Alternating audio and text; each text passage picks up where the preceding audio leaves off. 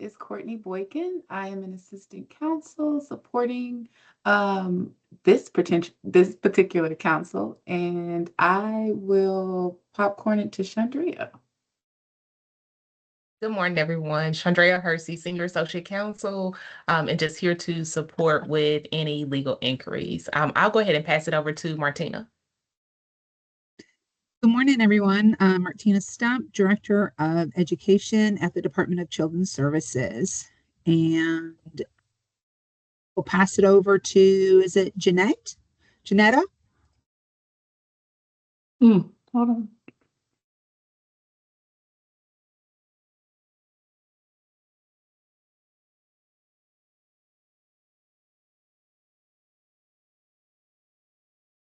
Can you hear me? Yes, we got you. Oh, okay. Sorry, I just got off of a Zoom meeting, and so then I'm like trying to recalibrate to Teams, so I couldn't find my mute button. My first name is Janetta. I go by Susie. When I first joined the council, I was in a role as the parent role, and I'm happy to still be in this role. But I also now work with Josiah at the ALC as the instructional coach there, and I'm happy to be here this morning.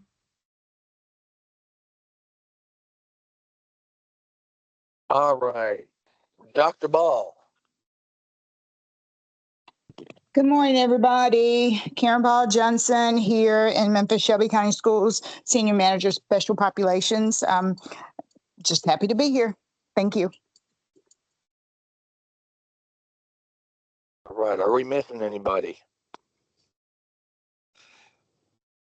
Glenn? If you haven't been introduced, go ahead and introduce yourself.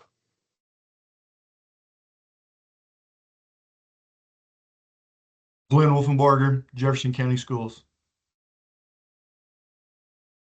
All right, and again, Scott Innerman, I'm Senior Director for IDA, Non-Traditional Education Programs. So I do work closely with Leslie and the Non-Traditional Education team. Sometimes I'm on the meeting, sometimes not. It just depends if I'm attached to something else as a priority. So I'm glad to be here with you today. Back to you, Lee. Great. Thank you, Scott. So what we're going to do is review. Has everybody had a chance to review the minutes from the last meeting in November?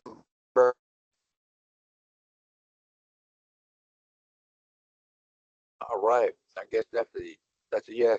What we're going to do is review and approve the minutes from our November meeting.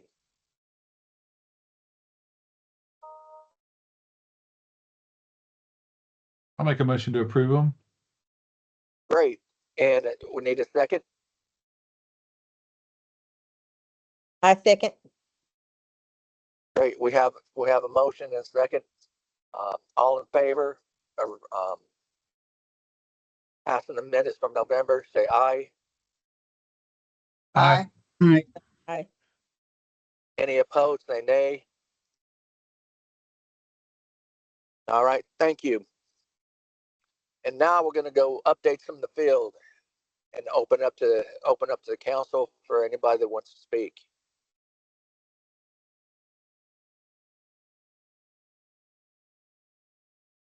Dr. Ball, anything new in your neighborhood?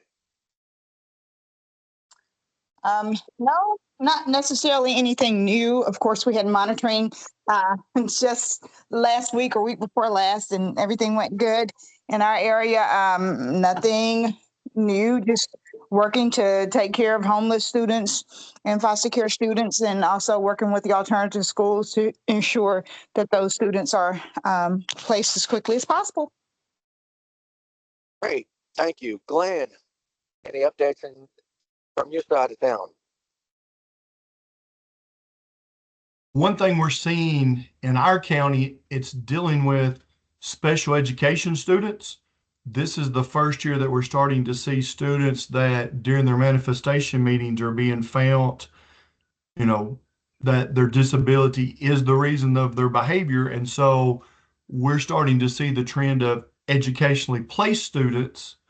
And so with that, instead of that child being on a 45-day placement or 55 or ever what that numerical number is, and educationally placed students here for 30 days, we have a meeting, another 30 days have a meeting. And so we're starting to see those students actually stay at the alternative school longer than someone that actually has behavior. So I don't know if that's a trend that other counties are seeing or not.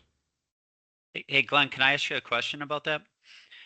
You said that you're seeing more students that based on the MDR decision, it's being found that the behavior was a manifestation of their disability.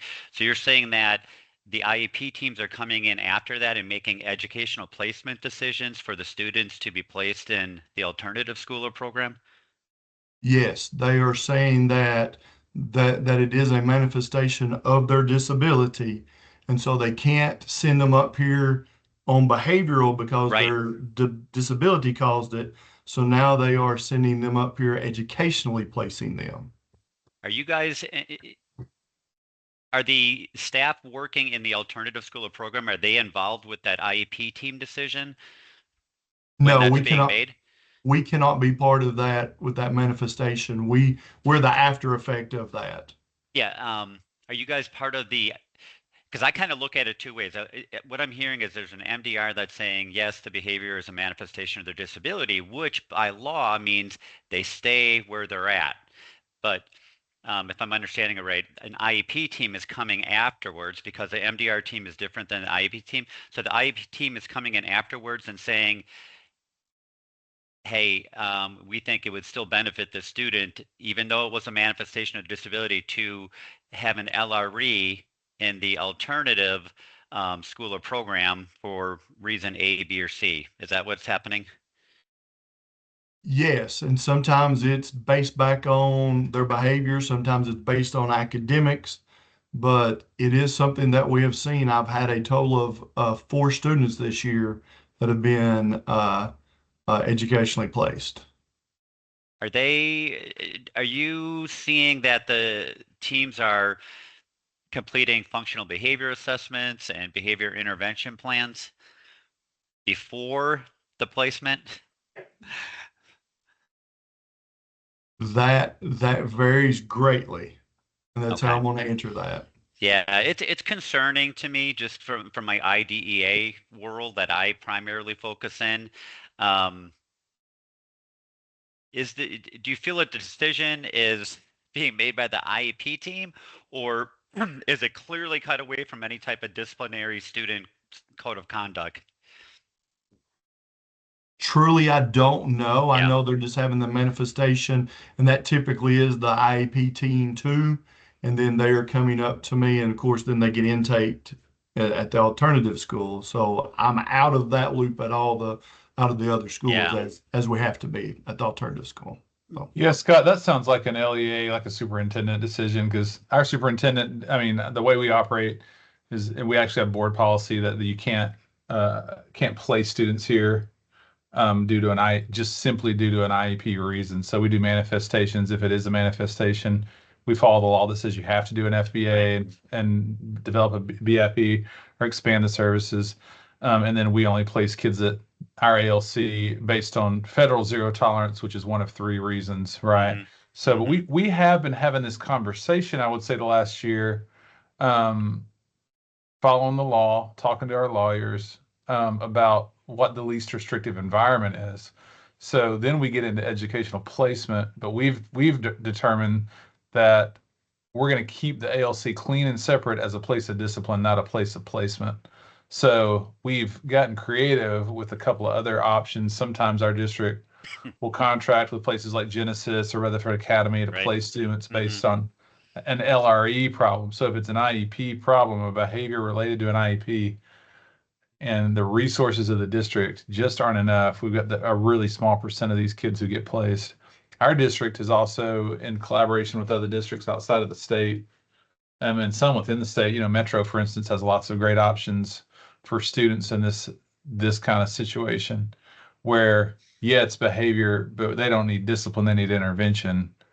And an ALC by design is discipline, right? Even though I think everybody on the chat, we also see our job as interventionists, right? We're intervening, we're helping, we're changing the narrative, we're doing restorative work, not just punitive work. But I do think that's kind of a tricky spot. Our district, just, for whatever it's worth, has stayed really clear of that. And if it's about placement, then we start looking into options. But we've developed a couple of programs, one for elementary and one for secondary, schools within schools with different staffing and different, programming that the IEP team can place a kid in, which has saved us money. You spend the money either way. Either you give it to a place like Rutherford Academy and Genesis, or you invest it in your own district and create your own thing that has more of the DNA and the heartbeat of your district, which is what we've chosen to do.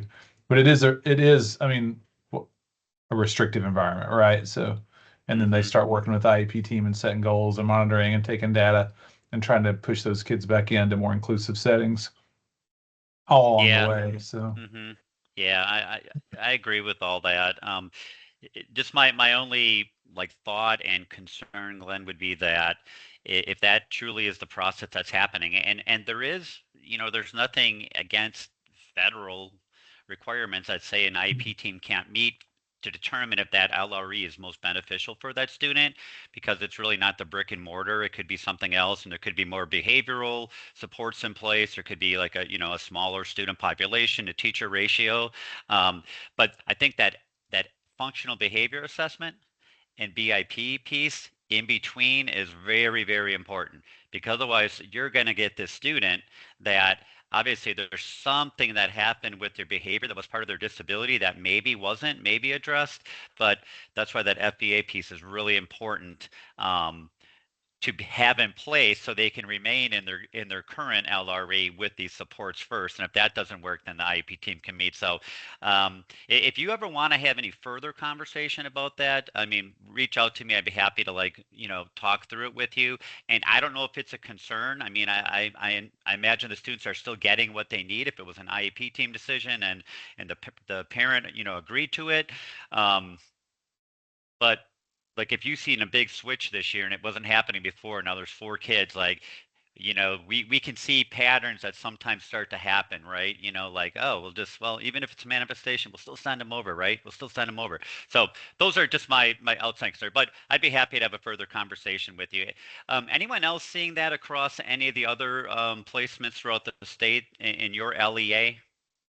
Here in Cobb County, we are a hybrid sort of situation, and usually it's very seldom that a kid would come here with it being a manifestation of their disability, but sometimes a parent would even request maybe to try a smaller environment to see if that might make a difference. And so those would be the kind of cases where it would happen here.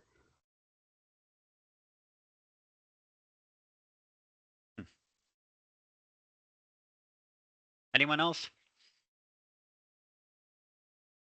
All right, we'll just kind of shift. Anyone else have an update or anything to share from the field in your location, something that has been working great or a concern, or you see some of these trends that we just finished talking about?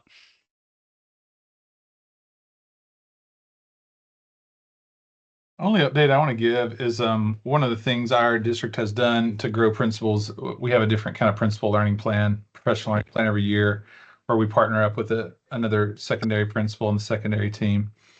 And I was partnered with our virtual schools principal. And one of their charges to us was to find another district and do some site visits. And I was really fortunate I've always wanted to step into the metro schools and see how their ALCs are run and collaborate with their principals. And there's a gentleman named Myron Franklin. I don't know if you guys know him on this chat or on this team meet, rather, not a chat. But Myron is our regional representative for the NAEA, the National Alternative Associate. Sorry. And Myron's great. He used to work in Williamson County as a teacher, and now he's a principal at Johnson Alternative School. And I got to spend the morning with him, and then we spent the morning at the virtual afternoon at the virtual school. But Myron's doing some really incredible, creative, restorative, SEL kind of centered work that mirrors a lot of what we're attempting to do. And it was helpful to have to see another school in action doing the things we're doing. So we had a really rich conversation. He'd really like to be considered to be a part of this committee, and I would highly recommend him when it comes to time for us filling any vacant seats, just because of his innovation and his passion for Alta Ed and his experience on the local and national level. I think he'd be a great resource for this team in the future. I also was called over to meet with the Rutherford County ALC principals. There's 3 of those now. because they opened an elementary kind of placement that also deals with some of the kids that we've been talking about with higher IEP needs who are there for placement. She kind of runs 2 programs within one building. And they just asked me, they just had heard of some of the things we're doing and my work on the council. And we spent a few hours together with one of their directors. And I'm giving you all this narrative to tell you what kind of came out of that was just kind of an organic feel for Alta Ed principals and directors to get together and spend more time together collaborating.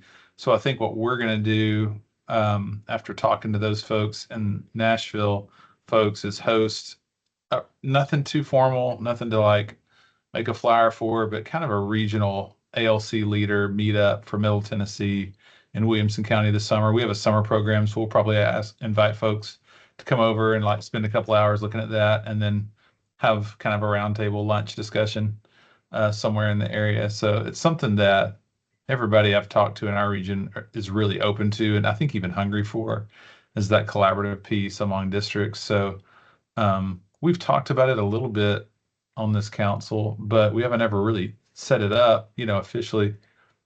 But I think I kind of felt charged after talking to those 4 principals to kind of just start something and at least have an annual meetup. And if it grows from there, I'll report back and let you guys know if it's something we want to try to implement, but something we feel could be beneficial. It's good perspective to hear the details, how somebody's handbook looks or their point system runs or whatever, all the way to just what are the interventions you've got in place and what's the culture of your staff, and are we helping kids or harming kids? Like, those are just good, important conversations to kind of stay fresh, I think.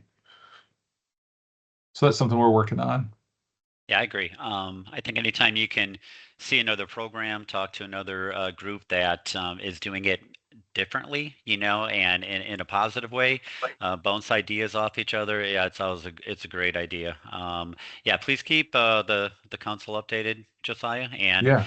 it sounds like if it could grow regionally in some capacity, that would be a great partner, along with this council as well. That'd be great. All right, Malid, I see your hand up. Yes, so some things I've been really working on this year. One thing is the overage for grade population, which is not really alternative schools work, but it Mhm. seems like it keeps falling in my lap. I do have a program for high school overage, but I'm really wanting to go back to look at the middle school overage for grade program, which is a program that we used to run, oh my gosh, 20 years ago. And so I'm really thinking about seeing, is anybody running an overage for grade program in their district? Number 2, remote schools. Is anybody working with a remote school alternative program? We're kind of doing one now. Started a little bit last year, really full momentum this year because there are a lot of different things going on due to students who are re-expelled. So what I mean is a student is expelled, come to an alternative school, gets expelled again, kind of running out of options. So I want to know, what are people doing when you run out of options? Are they being put out for the remainder of the year, or are you doing something different for those students who can't come back into the building? And then there's another one, detention centers. Does anyone run an alternative school in a detention center? I would like to know and kind of want to see what that looks like in other counties. And so that's what I need help with. Number 1, that detention center work. So if anyone has any of those programs, please let me know. I'd like to hear from you. Josiah, you work with detention centers, don't you? Yes, we're one of 16, I think now, that the state runs or monitors. And we're in the same building. It's a small population. I mean, we have a 12-bed facility and may have anywhere from 0 to 4 kids on any given day. We have 3 today, for instance. So we have a half-time teacher. And then I'm the LEA for that program as well. And we do some different programming. We've done some, because of our census, and if kids are there long-term, they're usually co-defendants, so they can't be together. So we don't get to do a lot like more than one-to-one education, truthfully. We've tried to do circles before, and they have some recreation time and stuff like that. But it's a pretty bare bones operation. I think we do a good job, but we're trying to get a little more creative with how we engage with them, so they're not just sitting on a computer or just hearing one of us, talk and grab at them, for 3 or 4 hours. But it goes well, and the partnership with our juvenile court is really strong, which I'm kind of learning isn't the case in every district, but it helps make that more fluid. Yeah, the tricky part, Melita, would be, and Josiah can kind of speak to this, but with some smaller numbers, it may be easier, is, there's a different set of educational requirements for students who are detained and incarcerated versus a student who would be in an alternative learning center or program or school. So to be able to balance that, and, in one way I could see it benefiting the students that are detained, because they could possibly get more than the minimum of 4 hours required, which does happen across the state in some of our JDCs that are on that same campus. So it certainly is workable to a degree, as long as there's some separation still. And like I think Josiah had mentioned, sometimes in the smaller JDCs, there are some issues with, co-charges and keeping students separate. So it does get a little bit tricky. But anyone else want to share or respond to anything that Melita had around not only potentially a JDC on the same site as an alternative learning center, or anything around, I think you had some questions about what do you do as an LEA when you're running out of options for a physical location to provide education to a student who's been disciplinary remanded.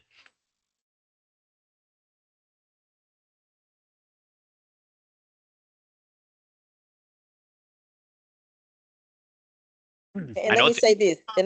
My detention center is separate. It has 142 beds. Oh, yeah. And then that's adjudicated, non-adjudicated. And then we also have to educate the adjudicated kids who are still students. So I actually have 3 sites. It's a lot. It's a lot. So anyway.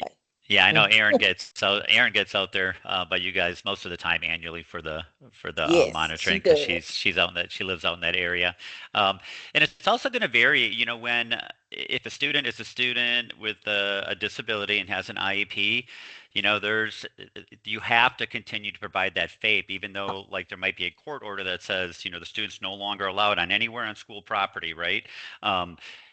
We've seen that, when I was an investigator with the OGC doing administrative complaints, we had some of those that popped up. And I mean, the LEA just has to be creative and try to find public locations, even like libraries. And one LEA was doing it at their city hall in one of their conference rooms, where the student was coming in because it wasn't school property.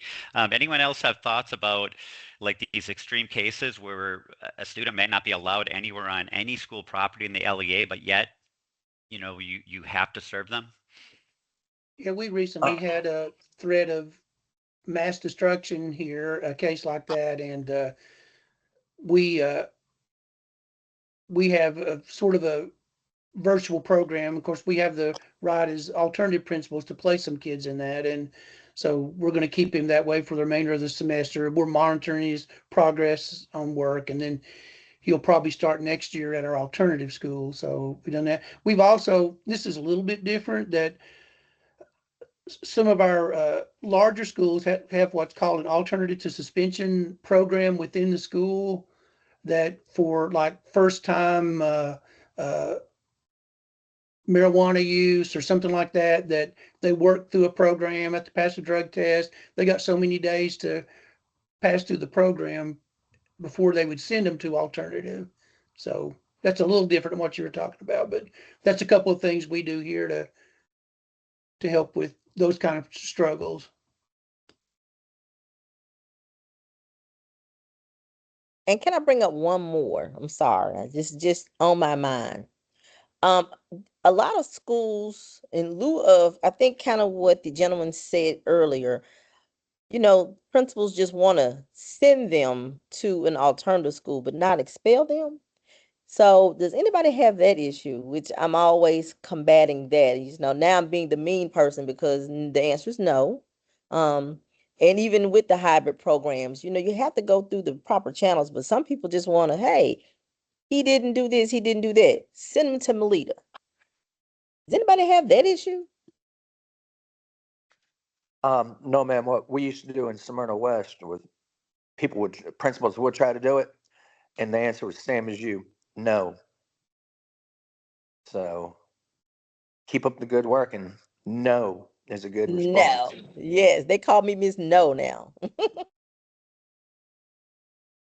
Kids just have to be placed with a suspension form. Our district has a suspension form. If they are sent here or remanded here, there has to be a documented reason that reports to the state. So it's not like an ISS room, where you can just say, I'm sending a kid for a week and state law says that anything over 10 days, the student has to be placed, out of school suspension, they have to be placed at a 7 through 12 alternative school. And so we do a minimum of 30 days in our district. As a rule of thumb, kids can't be suspended for less than that amount of time, and of course, no more than 10.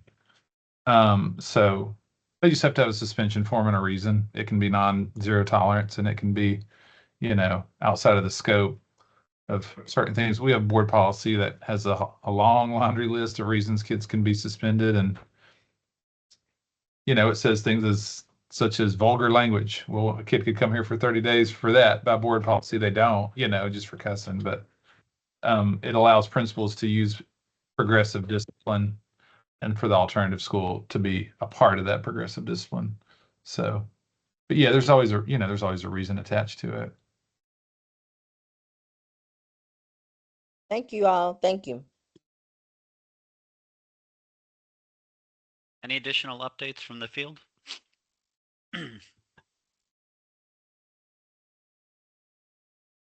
All right. Well, thank you, Lee, for going through the first part of the agenda. Again, Leslie had put this together, thankfully, a few weeks ago and had sent that out. So some of these pieces in here are going to be real short because there's really not much of an update from the external partners that Leslie is working with. So the first one is to discuss the council member reappointments.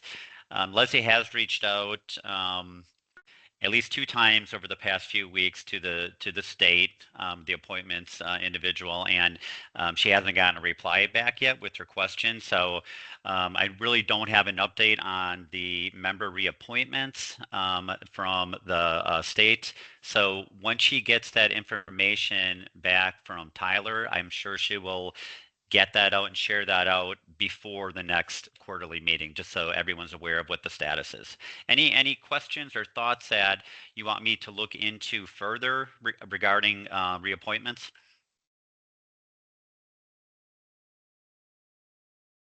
I don't have anything. Okay. All right. The survey. I was not on the last meeting. And I know sometimes the agendas are there and additional things are talked about. You guys do have the most recent copy of the annual survey that was completed and sent out. Has there been any thought, either just specifically about pieces or what the annual survey provides, about revisions to next year's annual survey and how that data is collected? We're at the point right now that the instrument, which is housed in ePlan that gets sent out to everyone, which that information is inputted, we have the ability to add, change, revise as needed with our ePlan staff. So if there's anything that you would feel would be beneficial or necessary or maybe changed or removed, we can certainly do that and bring that and put those changes in place before the survey is sent out. I'm going to be with the State Board of Education next Friday to just do a quick presentation on the most recent annual survey. And I'm sure they're going to have some questions or some thoughts that I will collect from them, and I will share them with Leslie as well, and we'll bring those back to this council here because this is really the advisory council for this specific pieces. So I will share anything with that comes up from the state board as well. Anything, Chandra, I know you're on here, anything to share as I get in front of the state board next Friday with what I can or can't bring back to the council? No updates just yet, Scott. So I know we have solicited information from the state board staff, just getting some inquiries from them about what to expect from board members by way of questions. Have not received anything just yet, but as Scott said, as we gather information from the state board meeting next week, whether it's prior to that meeting or during the meeting as well, as board members have questions and inquiries about the survey, we'll definitely bring that information back to the council so that you all can weigh in and share final recommendations of how to update the survey. All right. Sorry, I'm just taking some notes here. Okay. We're going to just move on to the NEP conference, which is it's actually the NAE, Non-Traditional Alternative Education Summit. Leslie had been kind of sharing that, and I know we reached out to some individuals specifically, and I know an email went out about just being able to attend, but that's April 7th and 8th. That's going to be in Cookeville at the new Cookeville Putnam County Convention Center. I think I've seen it both ways. It's a brand new venue. It's going to be real close to Martina. I know that, so she won't have to travel too far. But we're going to be locking down the agenda hopefully this week. I'm going to be meeting with Jackie and Aaron here today after this meeting to look at a few pieces, but I think it's going to be a really strong programmatic content agenda with a lot of like internal staffers from the Department of Education in special populations and EL and RTI and intervention. Some of our coordinators and directors are going to be pushing in on that. We do have a keynote speaker, Deb Knoll, who's assistant commissioner, and she's going to come in and talk about like post-secondary. So we really are trying to find internal presentations, and I think Josiah and Momadou and Susie are going to also be presenting. We're trying to really fill this with content that's valuable for this target audience, again, which is alternative education staff administrators, juvenile detention center staff and administrators, and residential mental health facility staff and administrators. So that's really the focus right there. So we know that this is a at-risk population, highly mobile students, depending on which kind of stream we're looking at there.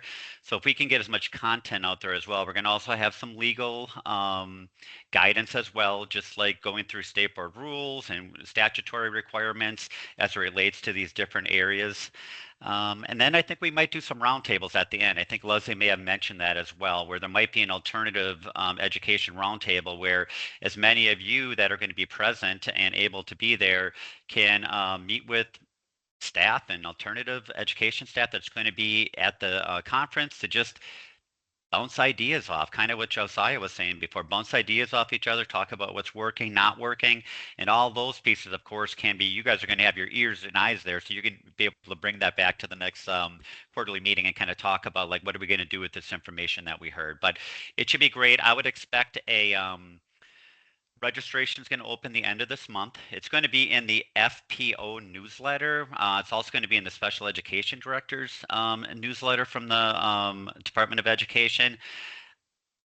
And Leslie, I believe a couple of weeks ago, had sent out the hold the date and everything for all the points of contacts for Alt Ed across the state. We did the same thing for the Juvenile Detention Center points of contacts, as well as reaching out to some of the facility folks.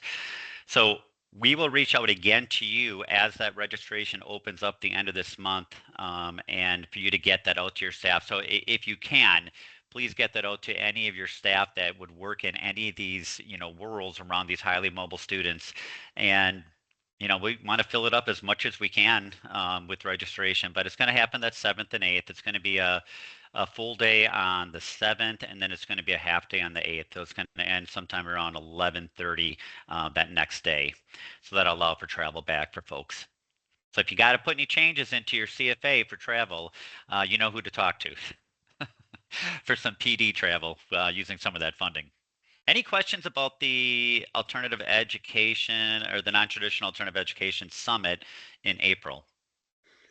If we're going to end up staying, is the meeting going to start on that first day late enough that just to reserve a room for the 7th would be good, or should I go ahead and come down on the 6th based on what you know? It'll start at registration will probably open about 7 or 7:30, so it'll be a full Okay, day, Brian. okay. Yeah, and the first session, like the welcome piece, will probably be at 8:30. So that's when I anticipate agenda-wise. And another really cool thing that looks like it's going to happen is it looks like Triad will be doing a opening session as well after the keynote speaker, just about some behavioral supports in these different environments to work with the education staff. So that's exciting. We're meeting with them this week just to kind of lock that down. But I think that'll be a really good session for the general session in the morning on that first day. We're actually working with Triad right now with one of our kids here in the county, a severely autistic kid who's got some big issues. And so we've used them once before with success, and I hope this has an opportunity. This sounds like a wonderful thing that very few people know about that would be a nice tool for many districts to have. Yes. Melita, I see your hand up. So is this going to be, they're going to have breakout groups? Is that what I'm hearing? Like you can. Yep. Okay. We'll do general sessions in the morning, all the way up until lunch, which would be just the entire participation group. And then coming that afternoon, there'll be 3 breakout sessions, 50-minute sessions, running till about 4 o'clock. And then we'll kick off those breakout sessions the next morning as well, which will be 3 breakout sessions each hour, roughly from 8:30 to 11:30.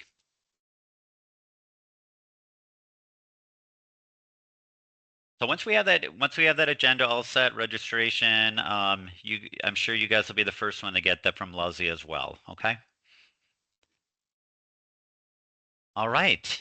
I know we're kind of approaching the last 2 pieces of the agenda here. Is there anything before we get to looking ahead and planning for the next in-person meeting? Is there anything that anyone else wants to share or bring up, or especially has a request to have on a future agenda session that I can share with Leslie?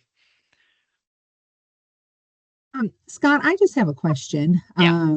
So I'm wondering about the enrollment process in the different districts for the alternative schools. Do you guys turn people away if that was decided that the alternative school is the right placement, but you're too full?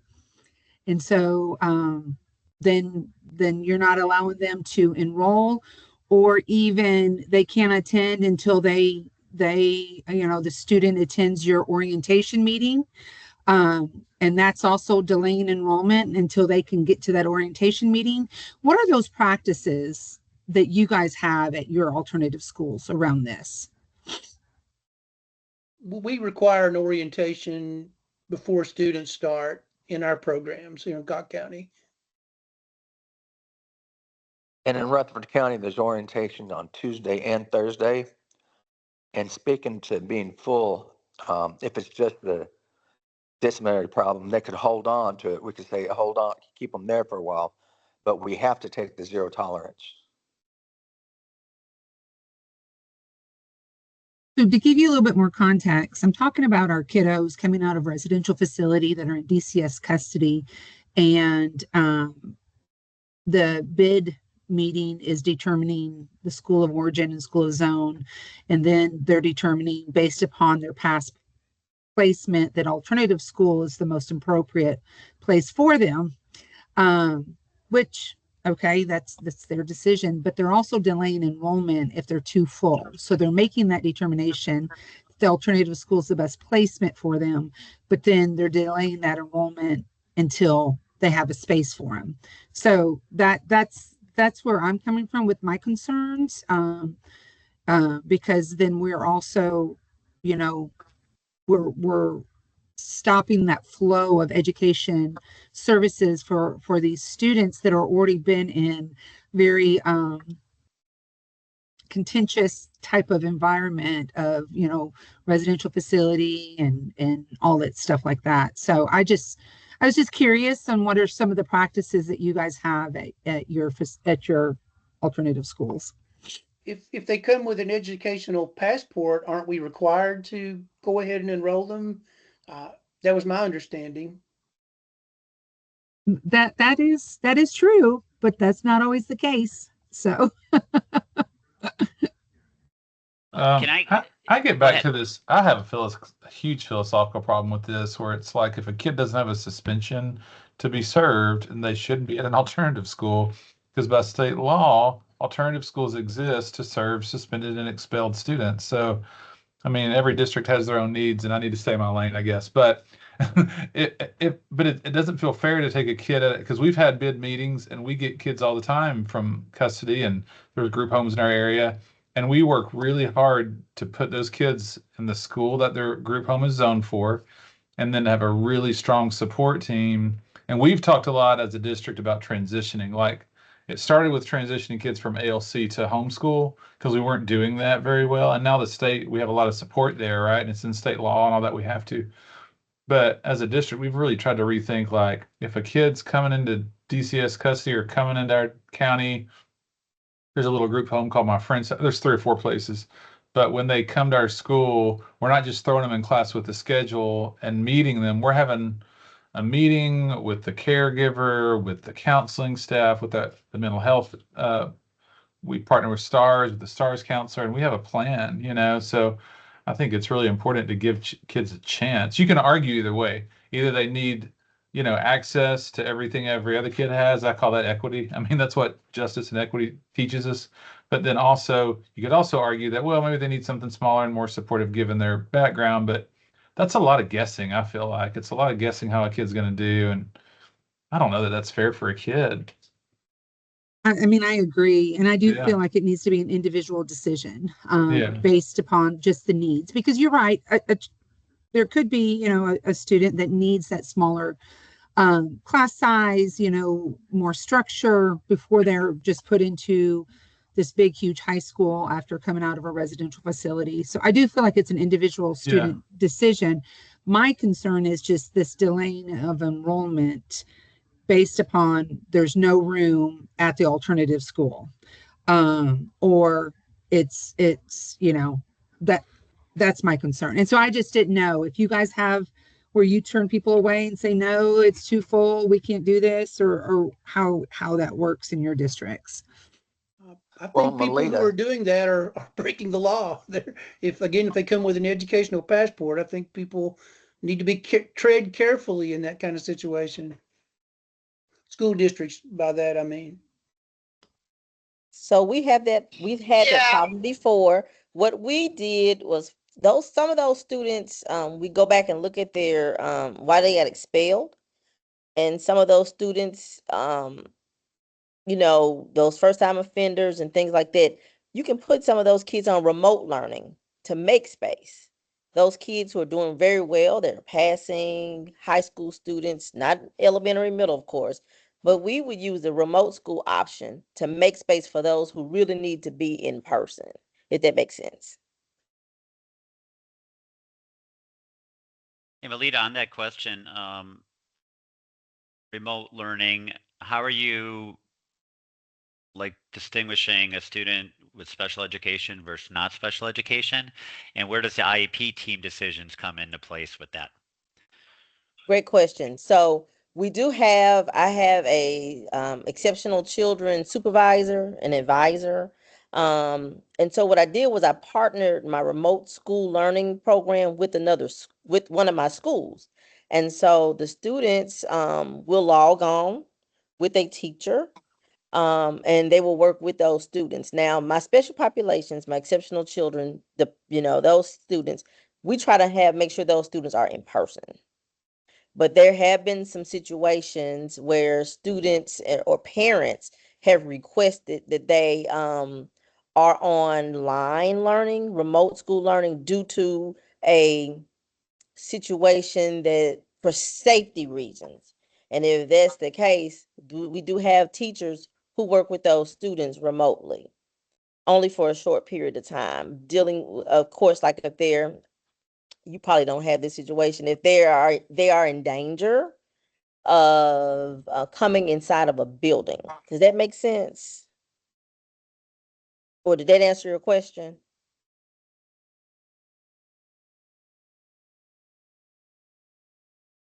Martina, anything else that you want to kind of pick the brain of these folks? No, I mean, That's some good information to hear how other alternative schools are running, especially with that orientation. So do you guys require before they can even set foot on campus to attend that orientation? Yes, I see some heads shaking. Okay. We do. Okay. Thank you. That's just some good information, Scott. So thank you for allowing me to ask those questions.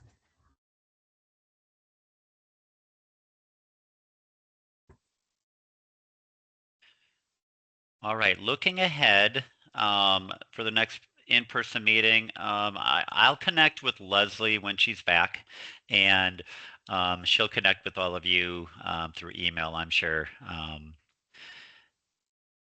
Just want to make sure that, and she always doesn't call for agenda items as well. So we'll communicate that all out. But you know, the NAE summit will happen before the next quarterly meeting. So I think that would be the next time. Hopefully we can see everyone there on April 7th or 8th, or both days. And I think that roundtable will be a really valuable part, especially to the alternative education side of the conference, and just getting as many of those administrators and teachers there that are part of programs across the state, talking, sharing ideas, and kind of bouncing what works and doesn't work and where are the struggles. I think those are always valuable. We're going to do the same thing for a JDC one, and we may do the same thing for maybe like a residential treatment one. We just got to figure out how we can, and I know we have our support of our OGC as well that are going to be there presenting with Chandra and Taylor. So we'll get that out to you as soon as possible. But anything else before we do some closing remarks? Okay, well, I want to thank you all. Keep Leslie in your thoughts, please. Like I said, it's going to be a couple weeks that she's not going to be available. So just reach out to me with anything you have. If you know Jackie and Aaron as well, part of the NEP team, reach out to them as well. We'll get anything answered that we can, get you any support you need in the meantime with Leslie, not just having that direct access to her, but she should be back. And like Chandra and I said, I'll be with the state board next Friday, sharing the most recent annual report. We'll see what kind of questions they have regarding the report, or some questions that we have to bring back to the council for the next meeting. All right, Scott. Thank you. All right. Well, thank you all. You guys have a good week. Okay. All right. Bye-bye. Thank Bye, you so guys. See ya. much. Have a great day.